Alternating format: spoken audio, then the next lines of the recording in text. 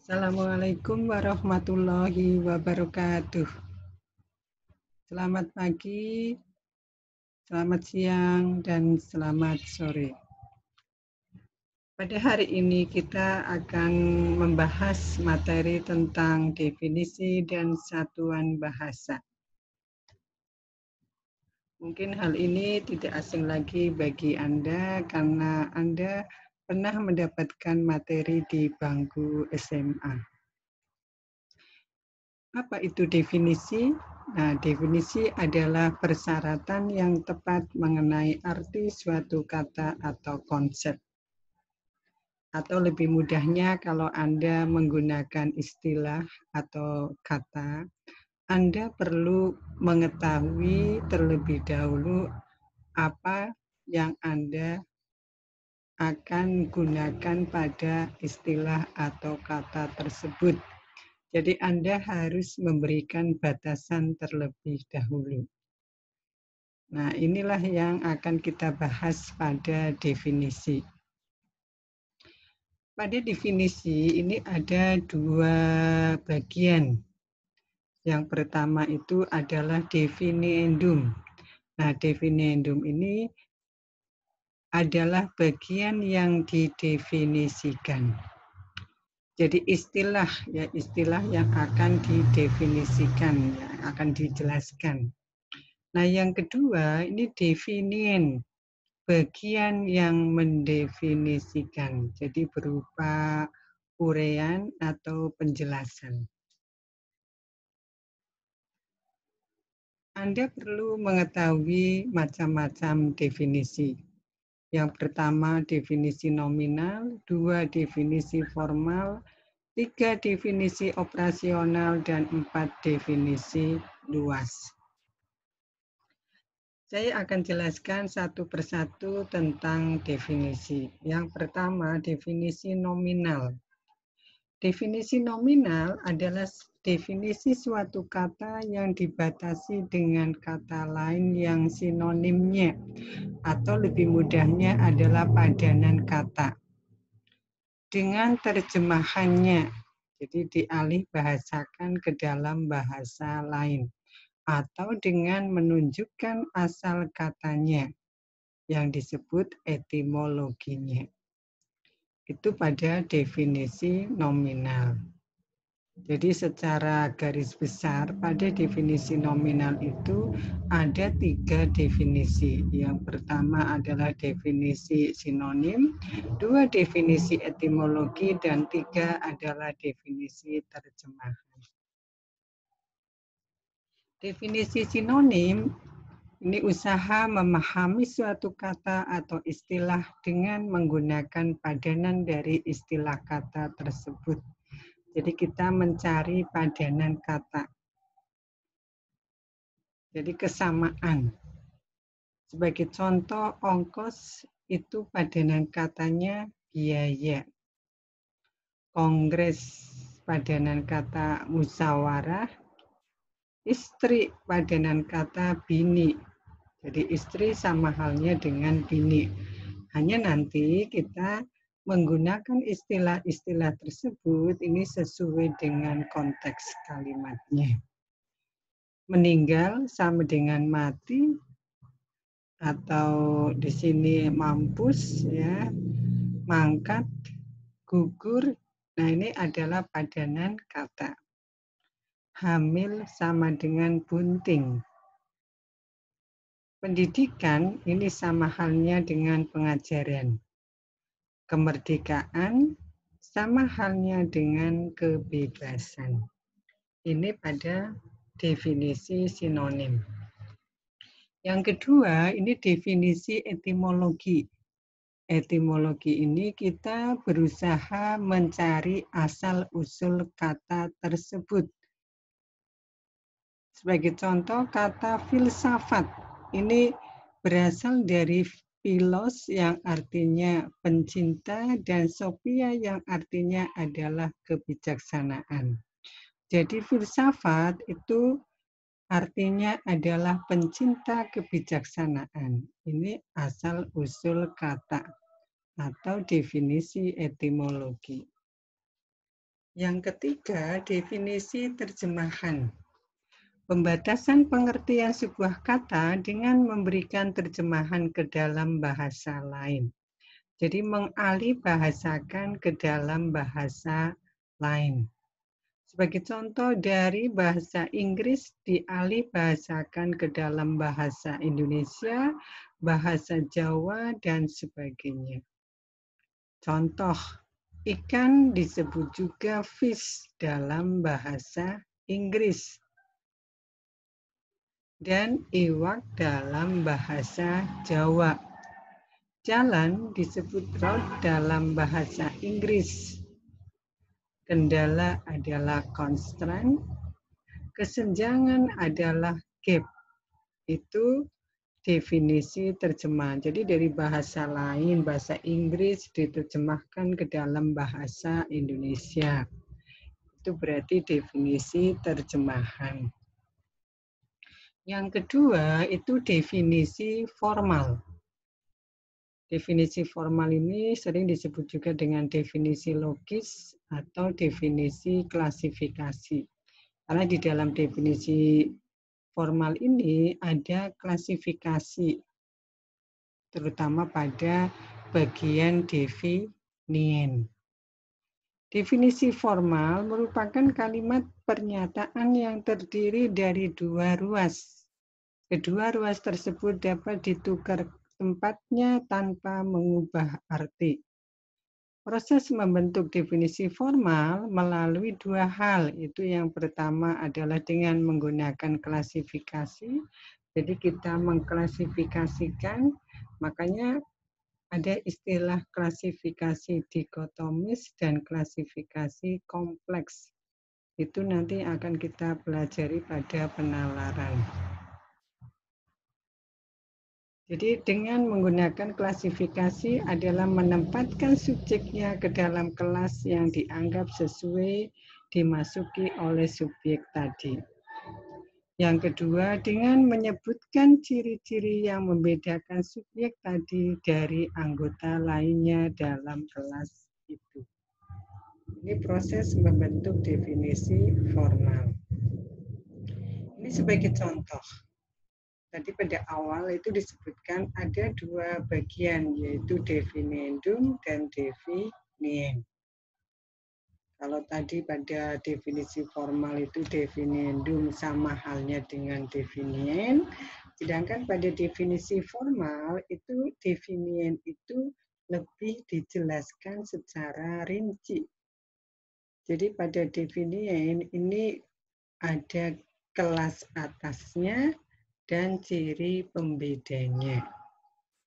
Itu pada definisi formal. Kita bisa melihat pada contoh, bahasa adalah alat komunikasi. Apakah hanya sekedar itu saja? Jadi tidak harus kita jelaskan alat komunikasi yang bagaimana. Nah, ternyata bahasa adalah alat komunikasi yang terdiri dari lambang-lambang bunyi. Bahasa ini disebut definiendum, alat komunikasi yang terdiri dari lambang-lambang bunyi ini disebut definien. Yang terdiri dari kelas atasnya itu adalah alat komunikasi. Kemudian ciri pembedanya yang terdiri dari lambang-lambang bunyi. Contoh yang berikutnya, kiper. Kiper adalah pemain bola. Apakah hanya sekedar pemain bola saja? Nah, ternyata ada ciri pembedanya yang bertugas menjaga gawang. Nah, saya ingin bertanya kepada Anda tentang profesi Anda sebagai perawat. Kita akan belajar membuat definisi formal tentang profesi perawat. Sekarang definiendumnya adalah perawat. Kita cari definiennya. Definien itu dari kelas atas dan ciri pembedanya. Nah, kelas atasnya apa pada perawat tersebut? Nah, ternyata kelas atasnya adalah ahli medis atau tenaga kesehatan. Apakah hanya sekedar tenaga kesehatan saja atau ahli medis saja? Nah, ternyata tidak, harus ada ciri pembedanya.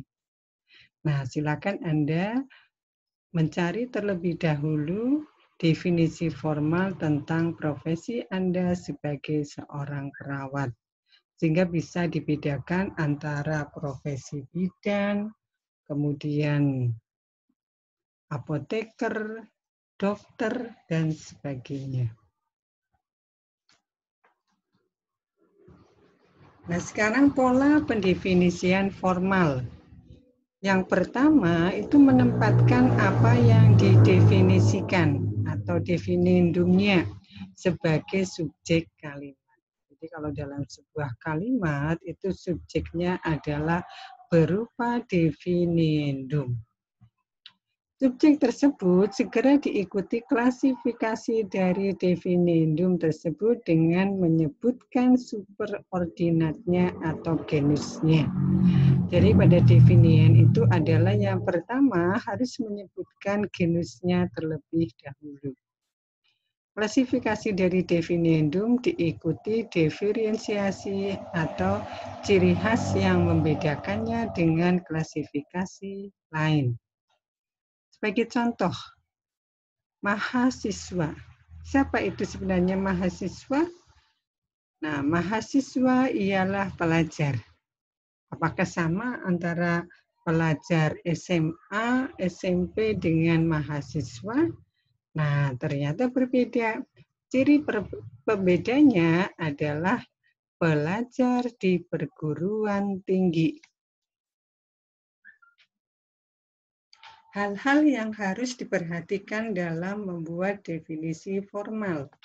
Yang pertama itu definien harus dinyatakan dengan kata-kata yang jelas, tidak boleh berbentuk kiasan.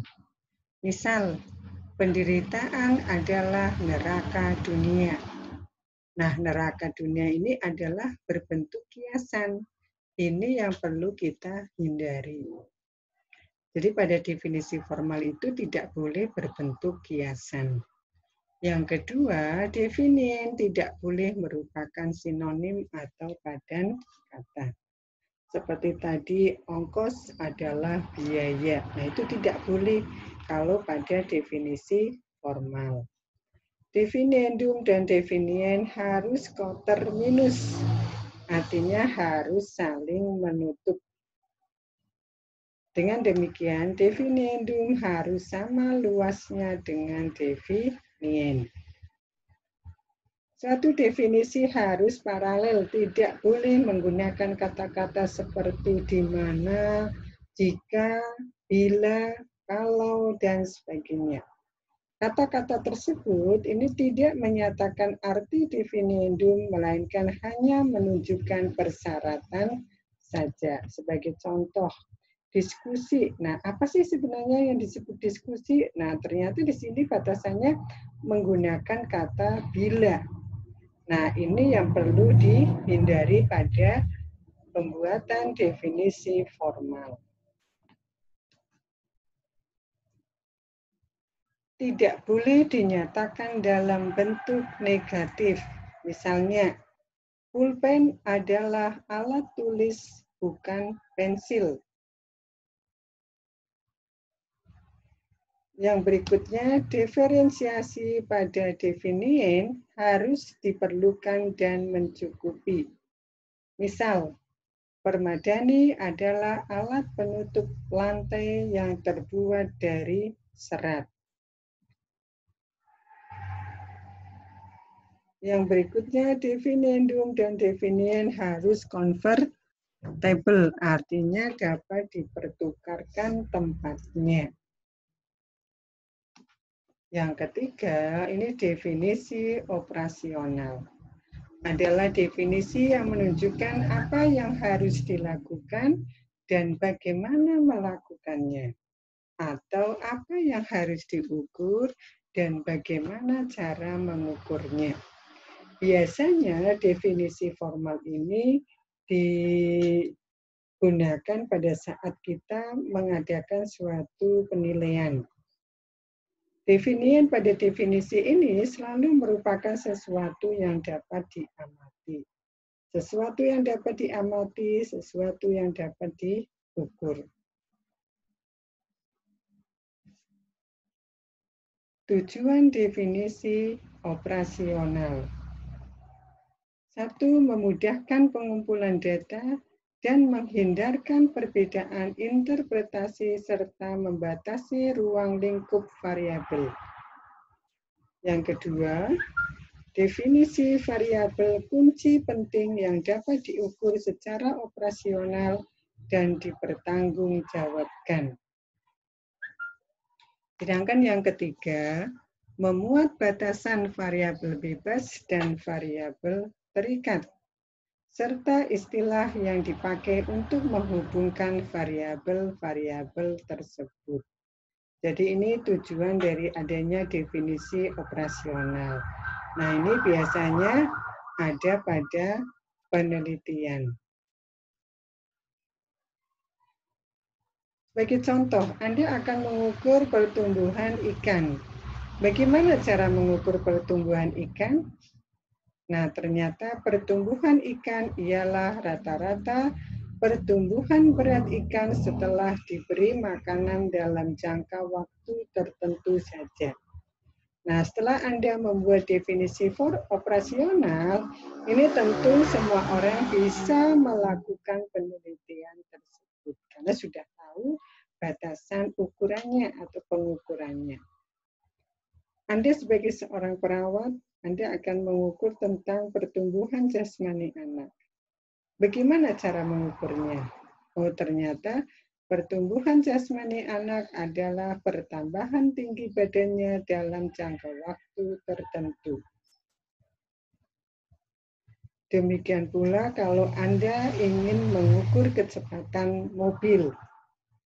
Nah, Anda harus tahu bagaimana cara mengukur kecepatan mobil, yaitu rata-rata jumlah kilometer yang ditempuh dalam waktu 1 jam. Yang keempat, definisi luas. Definisi luas adalah batasan pengertian yang sekurang-kurangnya terdiri dari satu paragraf. Jadi kalau definisi formal itu ada pada satu kalimat, sedangkan definisi luas itu minimal satu paragraf. Bisa dalam satu artikel atau satu karangan itu hanya menjelaskan satu istilah saja. Misalnya Anda akan menjelaskan tentang seorang perawat. Anda pada paragraf yang pertama Anda menjelaskan siapa itu perawat. Kemudian yang paragraf kedua tugas-tugasnya. Paragraf yang berikutnya misalnya Anda menjelaskan tentang persyaratan menjadi seorang perawat dan sebagainya. Ini definisi luas. Anda bisa melihat contoh misalnya bahasan tentang ketahanan nasional yang penjabarannya mencakup masalah ideologi, politik, ekonomi, sosial, dan budaya. Hal tersebut harus diuraikan satu persatu dan bagaimana keterkaitan antara yang satu dengan lainnya. Hal ini membutuhkan uraian yang cukup panjang. Ini contoh pada definisi luas. Pembahasan yang kedua, saya akan menjelaskan tentang kelas kata. Karena kelas kata ini tidak kalah pentingnya dengan yang lain. Satuan bahasa itu terdiri atas dari yang terendah adalah huruf, kemudian ada kata, frase, klausa, dan kalimat. Kata adalah sebuah unsur bahasa yang susunannya terdiri dari kumpulan huruf atau unit yang memiliki sebuah arti sehingga dapat berfungsi untuk membentuk kalimat, frase, dan klausa. Kelas kata ini terdiri dari kurang lebih 11 kelas kata. Ya. Yang pertama tentang kata benda atau istilahnya adalah nomina. Anda tentunya sudah mengetahui apa itu kata benda. Ya, contohnya itu kucing, meja, bulan, rumah. Ya, itu sebagai kata benda itu hanya sekedar contoh saja. Nah, Anda bisa mencari contoh yang lain yang ada di sekitar Anda. Yang kedua, verba atau kata kerja. Kata kerja itu berarti hal-hal yang dilakukan oleh seseorang. Datang, ya, makan, membaca, mandi. Itu kata kerja.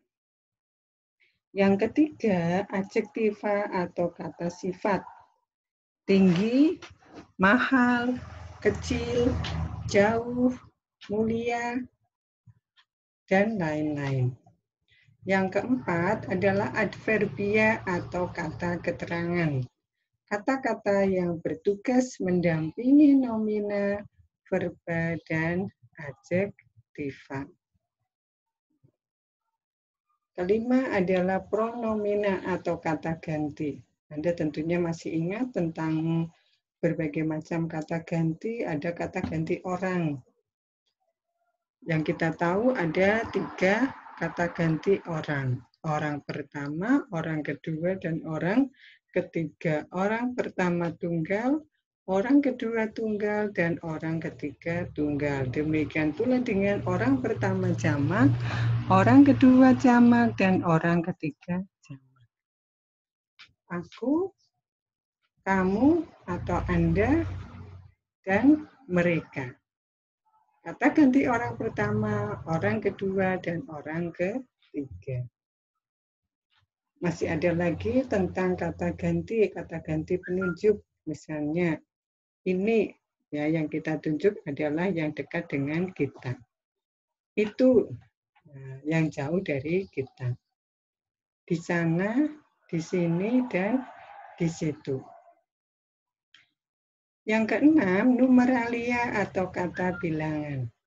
Nah, Anda tentunya masih ingat tentang kata bilangan yang berupa angka ya. Nah, 1, 2, 3, dan seterusnya itu adalah kata bilangan. Ketujuh, preposisi atau kata depan. Yang sering Anda gunakan adalah penggunaan kata depan di, ke, dari, pada. Nah, itu adalah penggunaan preposisi atau kata depan. Kedelapan, konjungsi. Konjungsi adalah kata penghubung. Nah, di sini konjungsi itu ada konjungsi intrakalimat dan konjungsi antar kalimat. Kalau konjungsi intrakalimat itu ada dalam satu kalimat, sedangkan konjungsi antar kalimat itu minimal 2 kalimat. Nah, yang contohnya apa? Itu yang konjungsi intrakalimat. Bisa mengacu pada kalimat majemuk. Ada majemuk setara, kalimat majemuk bertingkat, dan kalimat majemuk campuran. Itu tentang konjungsi yang intrakalimat. Yang antar kalimat itu contohnya apa? Oh, yang berupa kesimpulan. Jadi, demikian. Oleh karena itu, oleh sebab itu adalah konjungsi. Itu sekedar contoh-contoh saja. Untuk pengembangannya, silakan Anda baca buku referensi yang ada. Artikulus atau kata sandang. Si gendut, sang merah putih misalnya, sang raja, si kancil, itu artikulus. Yang ke-10, interjeksi atau kata-kata yang mengungkapkan sebuah perasaan. Wah, nah, astaga, hai. Nah, itu adalah interjeksi. Yang ke-11, partikel. Nah, partikel asli bahasa Indonesia adalah lah, kah, tah, pun. Ya, itu yang asli dari bahasa Indonesia. Tah sama halnya dengan kah. Kalau ta itu mengacu pada bahasa Melayu, sehingga untuk saat ini itu jarang digunakan penggunaan partikel tah.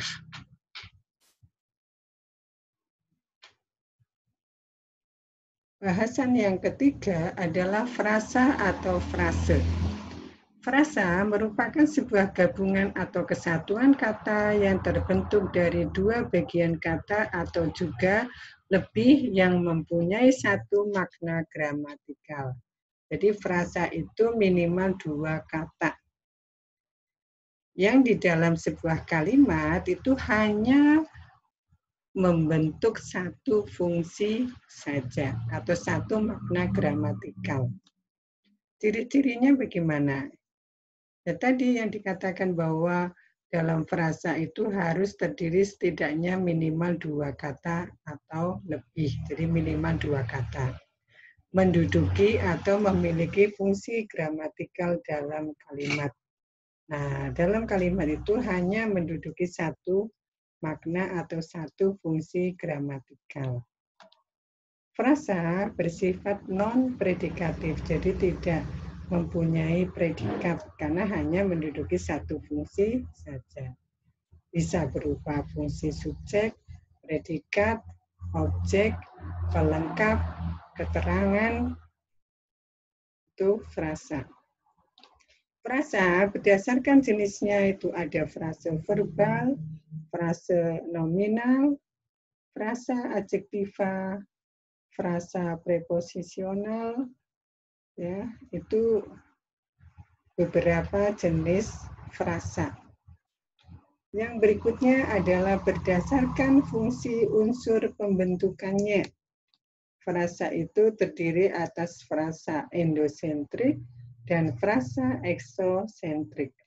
Kalau frasa endosentrik itu satu frasa yang salah satu unsur atau keduanya itu berupa unsur inti. Makanya ada frasa endosentrik koordinatif, berarti kedudukannya setara, semuanya unsur inti. Ada frasa endosentrik atributif, bertingkat, jadi hanya ada satu unsur inti saja. Yang ketiga, frasa endosentrik apositif, atau yang saling melengkapi. Kalau frasa eksosentrik itu suatu frasa yang pada salah satu unsurnya itu merupakan kata tugas. Jadi berupa kata tugas di sini di kampus. Nah, itu adalah frasa eksosentrik. Pembahasan yang berikutnya adalah klausa. Klausa ini hampir sama sebenarnya dengan kalimat. Hanya perbedaannya apa? Kalau klausa itu tanpa intonasi final dan tanda baca, sedangkan pada kalimat itu ada intonasi final dan tanda baca. Ciri-ciri klausa mempunyai subjek baik secara tertulis atau tidak tertulis. Mempunyai predikat, tidak mempunyai intonasi akhir, serta tanda baca. Berdasarkan strukturnya, klausa terdiri atas klausa bebas adalah klausa yang berpeluang menjadi kalimat. Kedua, klausa terikat adalah klausa yang tidak berpeluang menjadi kalimat. Biasanya klausa ini menjadi pelengkap dalam suatu kalimat. Untuk lebih mudahnya, membedakan antara klausa bebas dengan klausa terikat, kalau klausa bebas itu tanpa kehadiran konjungsi atau kata penghubung, sedangkan pada klausa terikat itu ada konjungsi atau kata penghubungnya. Demikian yang saya jelaskan pada bahasan definisi dan satuan bahasa. Jika ada hal yang kurang jelas, silakan Anda tanyakan pada sesi tanya jawab. Terima kasih atas perhatian Anda. Wassalamualaikum warahmatullahi wabarakatuh.